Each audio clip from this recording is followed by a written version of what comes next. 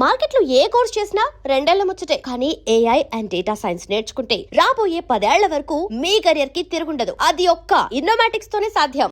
జేసుదాస్ గారికి బాలసుబ్రహ్మణ్యం గారికి ఒక మార్క్ ఎక్కువ వేయాలనుకుంటే ఎవరికి ఇస్తారు మీరు? అంటే జేసుదాస్ గారు పక్క classical voice, Carnatic based, heavy high voltage అనమాట అది.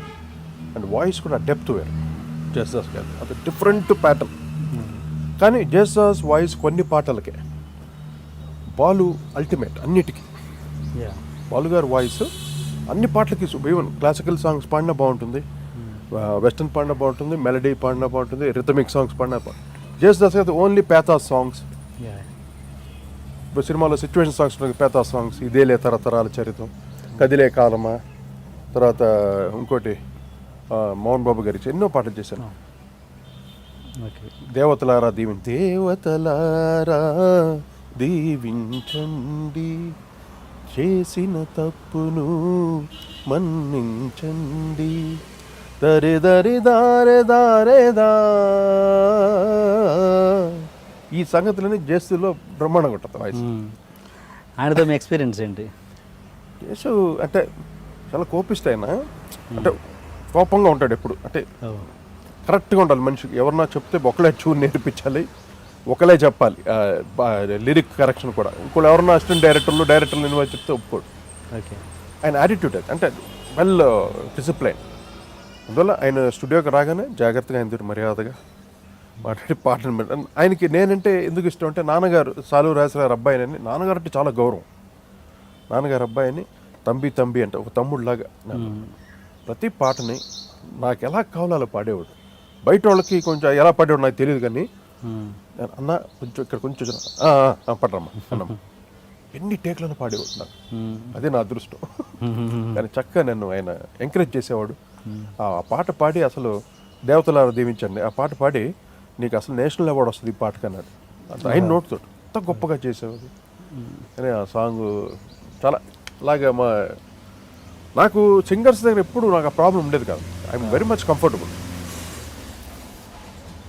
తర్వాత శంకర్ మహాదేవను, తర్వాత ఉదిత్ నారాయణ్, బాంబే సింగర్స్, తర్వాత కుమార్ షాను, కేకే, వీళ్ళందరూ పాడారు నాకు. అన్నీ వాళ్ళు పాడిన పాటలన్నీ ఇట్లే మనకి. ఆయన జేసుదాస్ గారు రికార్డింగ్ అయ్యే ముందు మీరు ఒక బ్యాచ్ని లోపల పంపించేవాళ్ళంట పగడ్డానికి. అంటే ఫస్ట్ ఆయన రాగానే కొంచెం అలాగా ఆయన కొంచెం కూల్ చేయాలి. హాట్గా వస్తాడు ఆయన, కొంచెం కూల్ చేయడానికి అంత మనోళ్ళు మా బృందం ఉంటారు. ఫస్ట్ నేలలో ఫస్ట్ లోపలికి భయం అని ఫస్ట్ వెళ్ళకూడదు.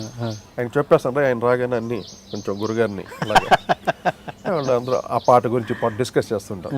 అలాగే ఇళయరాజాకి ఆ పాట పాడారు, అంత బాగుందన్న అని ఆ కూల్ హ్యాపీనెస్లో ఉంటాడు. అప్పుడు నేను ఎంటర్ అవుతాను అనమాట. ఎంటర్ అయ్యి మా ట్యూన్ నేర్పించి. కానీ దే ఆల్ గ్రేట్ పీపుల్ అండి. ఎంత బ్లెస్సింగ్స్ అంటే నాకు. ఆయన ఎప్పుడు నా రికార్డింగ్కి వస్తే ఎంత పాట పాడేసి కూడా వినేసి లేవాడు.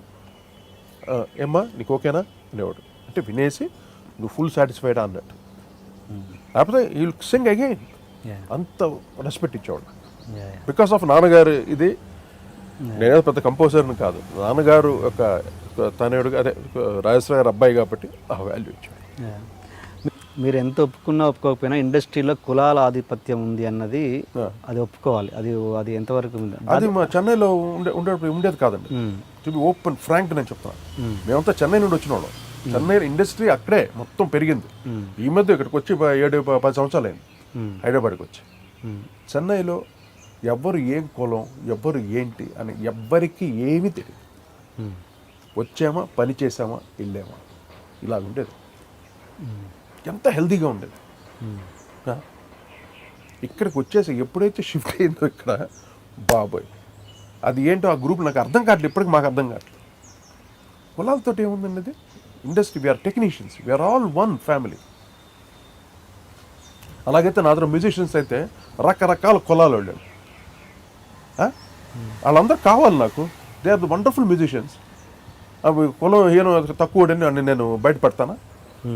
అంత వండర్ఫుల్ మ్యూజిషియన్స్ వాళ్ళందరూ నాకు పనిచేశారు.